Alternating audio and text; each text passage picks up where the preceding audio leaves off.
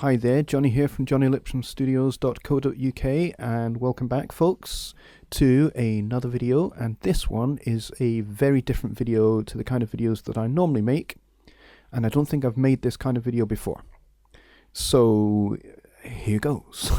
I'm going to do a bit of a product review, which is definitely something I don't normally do.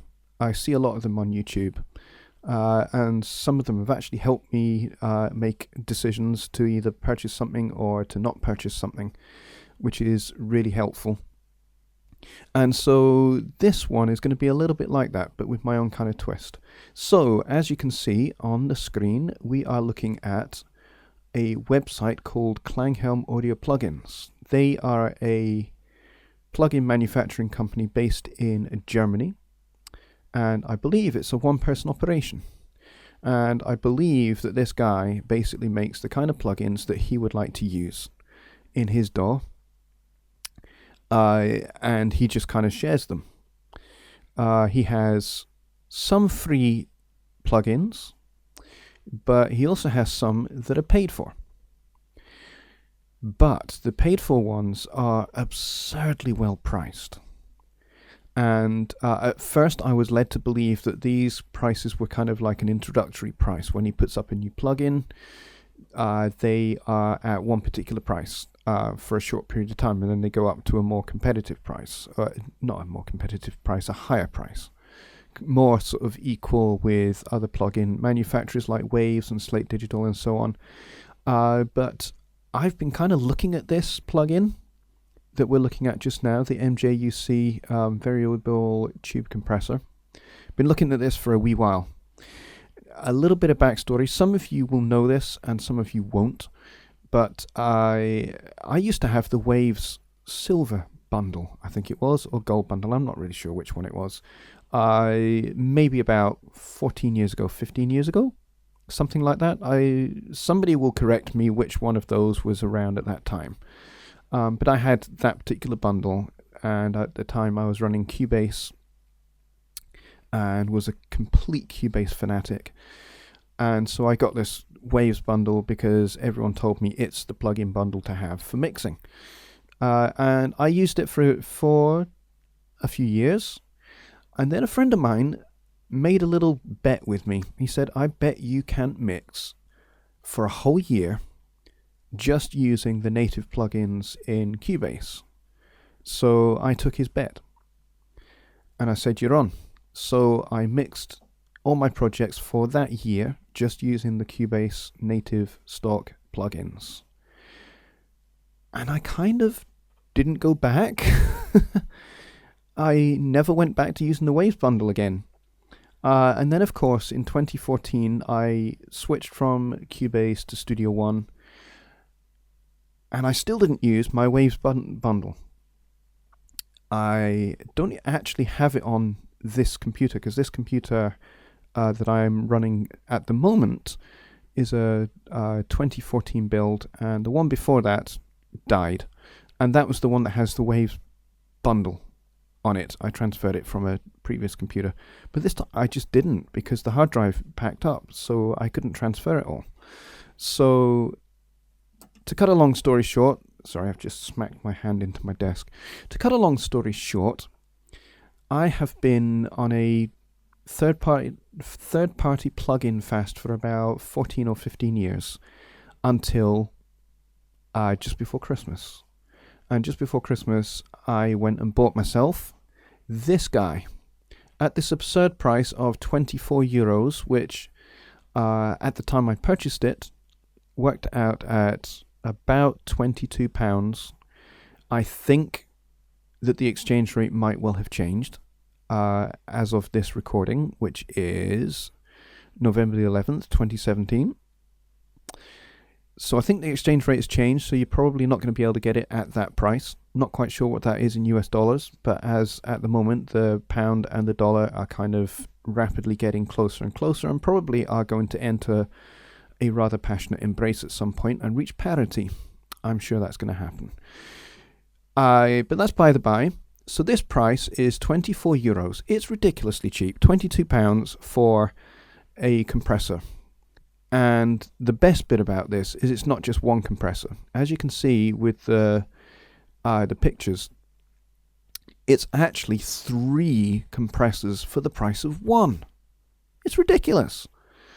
So you get, I'm going to show you in Studio One what you get, but you get like a Mark 1, a Mark 2, and a Mark 3. The Mark 1, I'm led to believe, is a sort of late 1950s, early 1960s tube compressor. And the Mark II is a more sort of 70s, 80s, and then the Mark III is a bit more contemporary. And as you can see, there's this panel at the bottom here, which gives you timbre, drive, a sidechain filter, which is a bit like a high-pass filter, and then you've got a mix knob, which is fantastic. And there's some other settings. So let's hop into Studio One, and we can have a look at this in a bit more detail. Okay, here we are in Studio One, and I'm just going to open up, let's open up the drums, the compressor on the drums. Here we go. So having a look at this, you have the Mark 1, the Mark II, and the Mark III, like I said. And essentially, if I close up this panel at the bottom, it's incredibly simple. This is a compressor that you cannot go wrong with, in my opinion. Of course, you can over squash. You can do that with any compressor. But with this, really actually using it is very, very simple, especially if you're using the Mark 1. The Mark 1 has a compression knob, and you just turn that up, and that gets the audio compressing. And then you have a makeup gain knob, and you just balance the two. And there you have it. You have this timing switch here. And this is your ratio, and it goes from 1:1 to 6:1. And then you have a mode. You can have it either as a compressor or as a limiter. Now up the top here, you have plug-in size, so you can make this GUI bigger or smaller. It's calibrated to have the sweet spot of 0 dB VU as minus 18 dB FS. It has a high quality button. Now this high quality option means that it does require quite a bit more CPU power, especially if you have lots of instances of this compressor. It will use a little bit more of your CPU. So use this, but use it sparingly, would be my advice. Then you have this AGC button here. That is automatic gain compensation. Now, generally speaking, when it comes to compression, my methodology and my advice to anybody who is a beginner, my advice would be to set the makeup gain yourself. And that way you are learning the correct process of compressing audio. Because plugins cannot predict what your incoming audio signal is going to be. It just can't. There's just no way of doing it. So, usually an automatic gain compensation basically just, on a lot of compressors, it just raises the output volume to some kind of arbitrary number because it can't predict. But in this case, I think this is just a little bit different, because when you have this on, I think what happens with this, and we will experiment with this in just a minute, but I think what happens with this is that as the audio signal comes in hotter, it is constantly compensating in real time. That's what I think is happening just by my usage of this over the last 2 or 3 months. That's what I would say is going on. Okay, so, and you've got a power button here, which is very useful. Nice little VU meter, which is very, very cool, very retro looking. Now you'll notice that the front panel on each of these is slightly different. Not just in kind of look, but different buttons and different switches and stuff are on this as well. So Mark 1, late 1950s, early 60s style compressor. a little bit more modern, maybe 70s. And then this one is very much modern, a modern kind of compressor.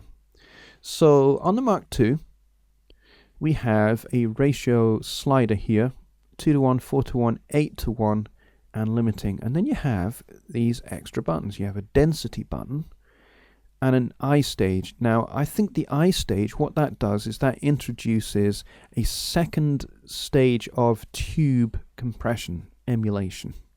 I think that's what's going on when you hit this button, and it definitely makes a difference. Sometimes a helpful difference and sometimes not necessarily so. So you have to experiment with these buttons here, in my opinion. And then you have attack and recovery, which is release, basically. And you can set it all the way up to 10 or all the way down to 0. And these are just kind of standard attack and release on any compressor. You use those exactly the same way.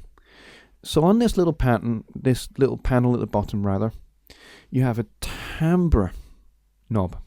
This is really, really cool.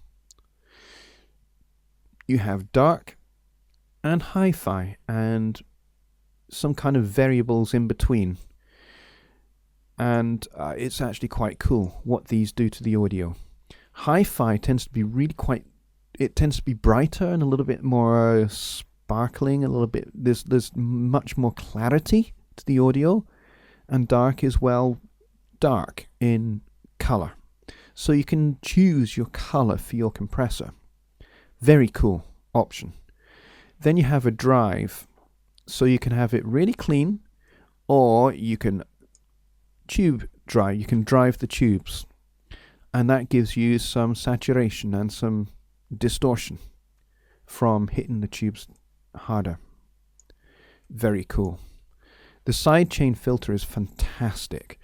If you have a lot of low end energy in your audio, low end energy is greater than high end or mid range energy. So low end energy, low frequency energy is going to hit your compressor harder. That might be a good thing, or it might not be. It depends upon the track and the audio, but particularly in the case of on a drum bus, which is kind of what we're doing here. I've got a drum loop, so I'm kind of using this track as a drum bus, really. And what can happen here is the kick drum can come through the compressor and make it compress quite hard, and you can get some pumping, which is quite hard to kind of deal with. But if you roll this little guy up to about 45 or so, the kick drum doesn't come through to the compressor quite so much, and the more you roll it off, the less low end comes through. So the compressor is only compressing above 46 hertz, which is extremely cool, very useful. And then a nice wet dry mix knob here, which is great for parallel compression. Fantastic option. So there you have it for Mark II. The Mark III, this is the really kind of modern one. You have the same thing, the interstage and the density buttons, same panel at the bottom. But you also have this high ratio, which is great for limiting. So you could put this on your mix bus if you wanted to, and have your high ratio, or if you're going for real squashed parallel compression, then this would be the button to press in. Then you have this really funky little slider, which is labeled punch, and you have 0, 1, 2, or 3. And the further you go up this slider, the punchier it gets. So we're going to have a listen to this option as well and see what it does. So let's make a start. Let's solo our drums. So we're just listening to the drum loop. Let's get this back to the beginning. And I'm going to play this, and we are going to play about with what we can do with this compressor.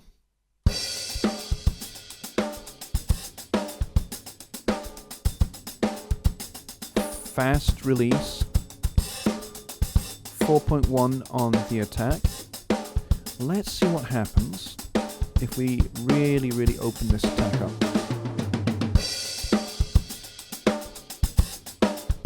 Listen to that snare drum. Lots of attack. Really smacking attack, that is.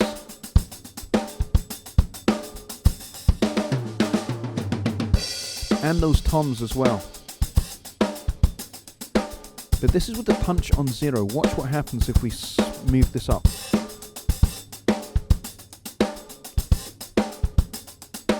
That's on 1. Come on.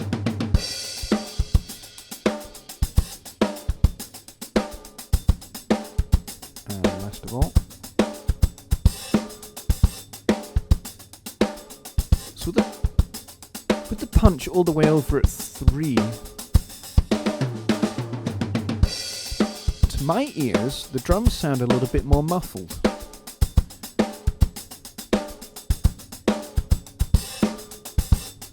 Than when we were on 0. That's interesting. Okay, we're on the dark setting on the timbre. Let's flip this round and see what happens to our drums.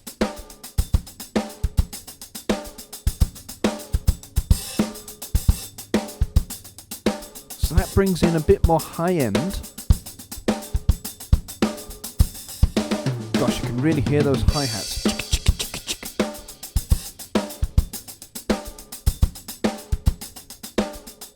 Roll it back again. Bit more muffled, not so much hi-hat action. Okay, let's have a play with these.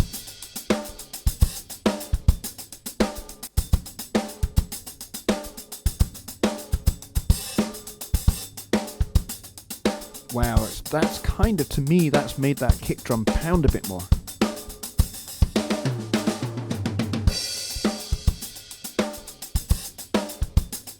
Getting a bit more sustain from the kick drum. That's cool.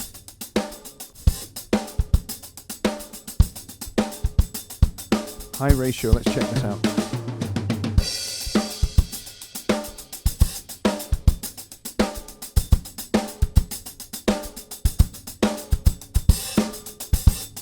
Wow.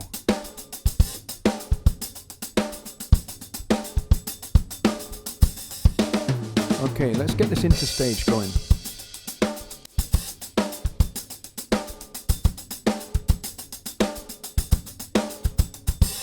That's cool. I like that.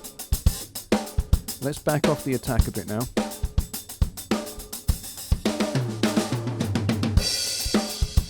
Alright, let's check this drive knob out.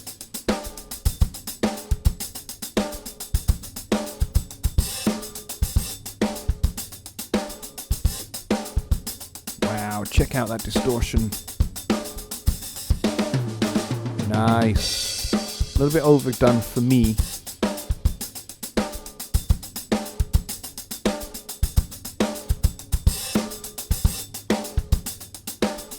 Alright, watch what happens with this sidechain if I just roll this up.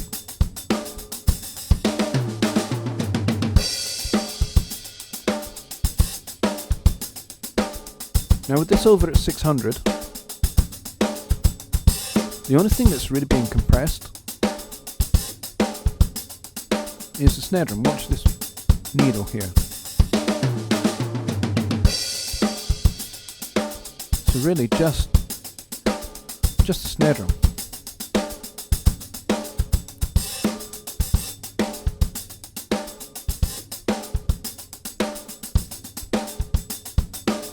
Very, very cool. Very cool. It does sound quite incredible on drums, I have to admit. And actually, really, this has been probably the instrument of choice for me with this compressor. Is just sticking it on the drums, and it sounds amazing. And I get a really, really nice sound out of drums. So I'll stick this on a drum bus, usually, is what I'll do. Okay, let's check out what it sounds like on something else, like maybe the bass. Let's open it up. Now I've got the bass on the Mark II. And I've got a similar kind of attack and release profile as I had with the drums. Bit more makeup gain. I've got the AGC on, but I've also adjusted the makeup gain at the same time as well. Timbre all the way over to hi-fi. Make that bass nice and clear, particularly with the, I wanted to get a bit more finger twang action coming through on the bass. 2-to-1, about 18 or so on the compression knob. Let's check this out. There we go.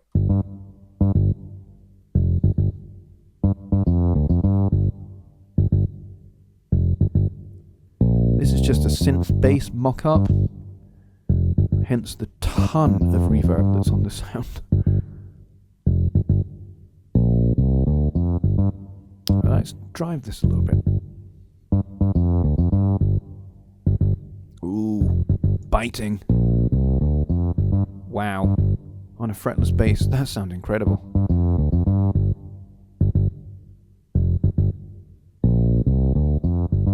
Ooh, I like that. See, if there was like a foot pedal version of this for my bass, I'd maybe have like a sort of a drive like this.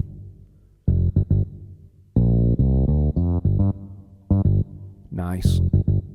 Again, you can do the same with the sidechain. I've got this at 20, but I could roll this up to about,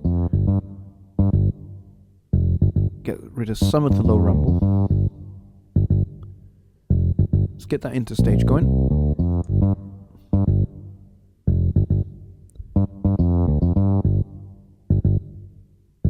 Bit beefier. Let's get the density going as well.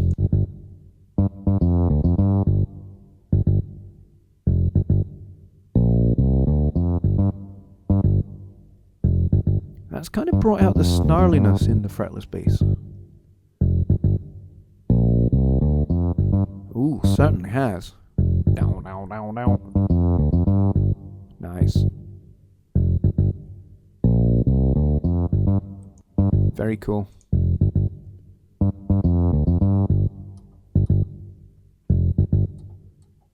Very, very cool.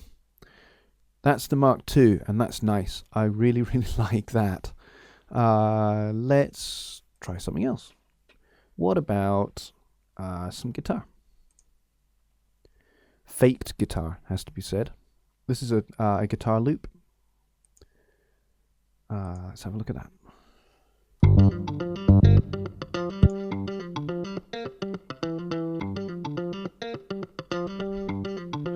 This guitar reminds me of Lee Ritenour for some reason. Kind of like 1980s Lee Ritenour when he was with Dave Grusin and the GRP All-Stars. If anyone remembers that, I'll be impressed.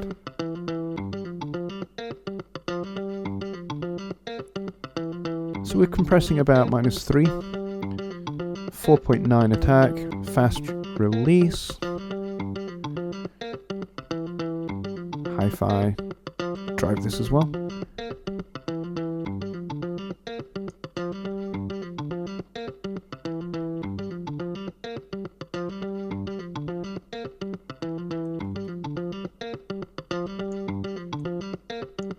Cool.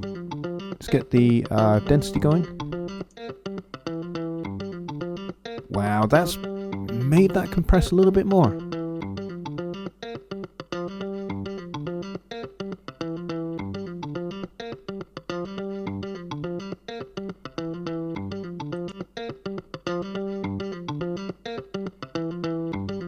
Let's drive that.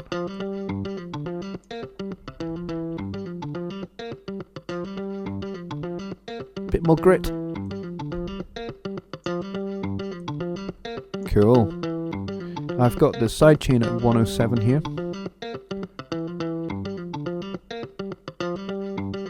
I could roll that back a bit more. What about this high ratio button? Let's give this a shot.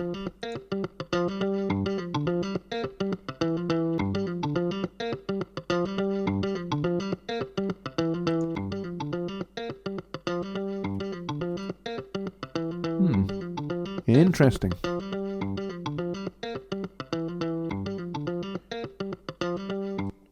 Now, there are some presets that come with this, which would be worth some investigation. Let's go back to our drums. And let's have a look at some of the drum presets on the Mark III. So we're in default mode here. If I just click this, this little drop down comes down, and you've got quite a few drum ones here. You've got one specifically for kicks and snares and toms and overheads and some room compression, dense drum mix, drum bass bus, drum punch, dark drum smasher. That's probably really, really heavy compression. Should we try some of these out? Why not?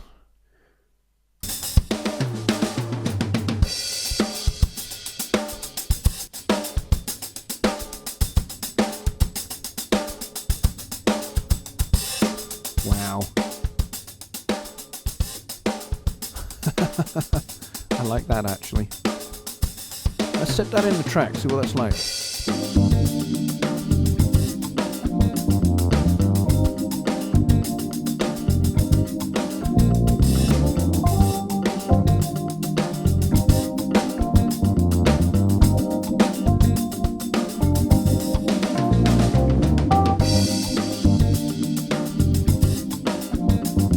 And let's turn it off.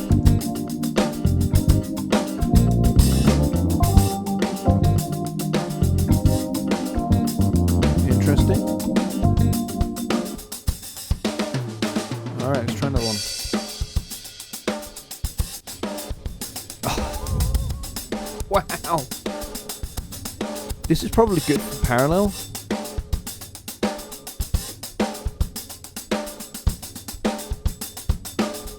Let's try that in the track.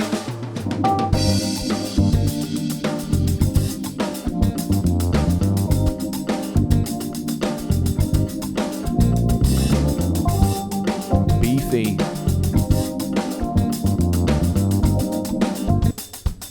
Really beefy, that's crazy. Like it.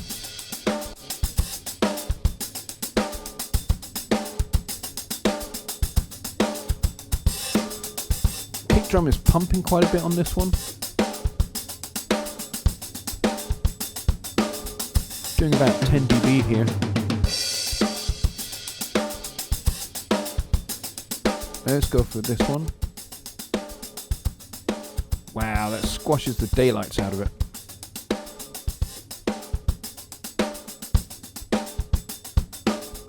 Try that back in the track.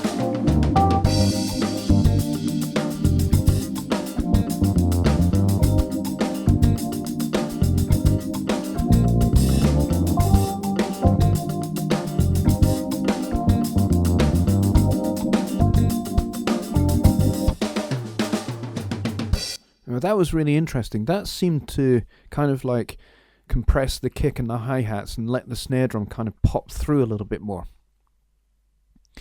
That's how that one sounded to me. That's very cool. So there's a whole bunch of presets for drums, for bass, for guitars, keyboards. So you have like a synth bass, Wurlitzer, which is probably good for a Fender Rhodes as well. I'll try that in just a second. Lead. And then you've got vocals, lead vocals to the front, light compression, present and distorted. And then you've got some mix bus options, light mix, punchy, vintage. And then you've got some mastering options. And you can create some user presets here. If you want to, you can save to file, or you can save as save it as default, so you can create your own default settings that you use all the time, which is very, very cool. Alright, so let's flip over to the Fender Rhodes, which we've not looked at yet. And let's have a play actually with those particular presets, the keyboard presets. Let's have a look at this Wurlitzer one. So we're using the Mark I compressor here, 5:1 ratio, compressing, little bit of distortion, still on the hi-fi setting. Let's check this out.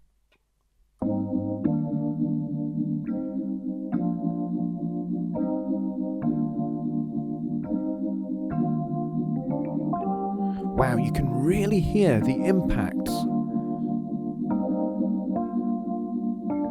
of the hammers against the tines on the Rhodes.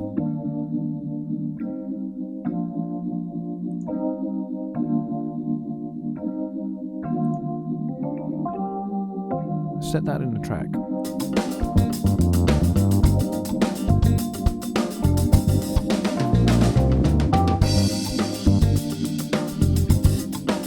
Yeah, I quite like that.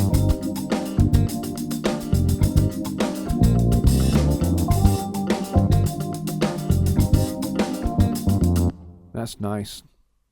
Alright, what about some tenor saxophone? Because I do have a tenor sax loop here, which I had to detune a little bit and transpose to try and make fit this particular loop. So let's have a look at what I've got going on here. So I'm using the Mark II 2-to-1, 4.8 on the attack, fast release, and that's really about it, really.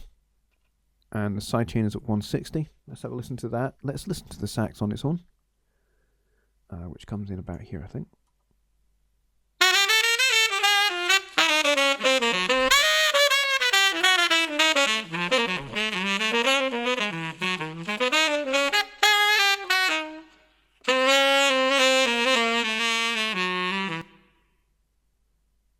That's cool.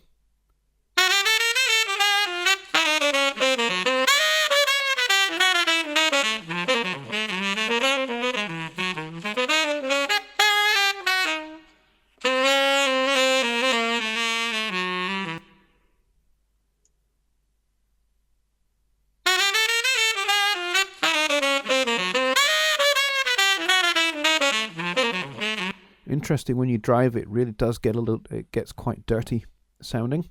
Probably not great for tenor sax because the tenor is already being played quite aggressively. Probably with a thick reed, something like a 3 or maybe even a 4 reed, so it sounds really aggressive, hard blown, and I think probably compressed at source as well. So the drive on that probably just exacerbates that kind of bite that's already there. But that's really cool. So that's pretty much just about it with the Klanghelm MJUC compressor. 3 compressors for the price of 1 at the fantastic price of €24, which is about £22. I have no idea what that is in dollars. I'm sure somebody would be able to stick a comment in below this video with what that is in dollars, although exchange rates fluctuate, so who knows what this will be in a year's time, or even if this will be available in a year's time. We'll have to see. But this is a fantastic compressor. I highly, highly, highly recommend it. There is a free version of this, which I'll just show you just now. If we go down to here to freeware and go down to MJUC Junior, this is the free version, and pretty much you don't get that panel at the bottom, but it's essentially a 2-knob compressor, pretty much like the LA2A, but you do get the time constraints, fast, slow, or auto, which is basically going to be your attack and release combined together. So really, if you're really just starting out with compression, this is probably very, very helpful as a different option to what you already have in your DAW as your native compressor plugin. This is probably another really, really good option if you're just beginning to get to grips with compression and would like to explore perhaps a slightly different flavor, a slightly different sound with your compression. Really, really good if you're kind of at that intermediate level with compression. You can just turn up your compression knob, play with the time constraints on your audio until you find a setting that you like, make up the gain, watching your VU meter, see where you are on the VU meter and then make up the gain. And it's fantastic. So this is the combination of the Mark I and Mark II, taking the best elements of both, and actually as a free compressor, it sounds great. It sounds really, really good. I used it kind of by way of kind of demoing when I first discovered Klanghelm, just going, I'd like to check this out and see what this is like. And even if you don't go and buy the full version one at the 24 euros, get this one. If you don't have the funds for the 24 euros, get this one. It's another option. So that pretty much is going to wrap this product review video up. I hope you have found it useful and helpful. And if you have any questions, drop them in the comments below, and I will try and respond within 24 hours, thereabouts. Depends on how busy I am, but yeah, around about 24 hours is when I tend to respond to emails and comments on videos. So in the meantime, if you have found this useful, please hit the like button, and also if you are finding my videos in general helpful and want to see more, then please hit the subscribe button. It really helps me out, and it would be really great to build a nice little community of subscribers. And I plan, as the number of subscribers grows, to do some videos just for my YouTube subscribers. Not a public video, but a video just for you guys. And I'm going to work that out. Haven't really given it a great deal of thought yet, but I will, and I will let you all know when that's going to happen. So in the meantime, happy mixing, happy recording, and I will see you on the next video.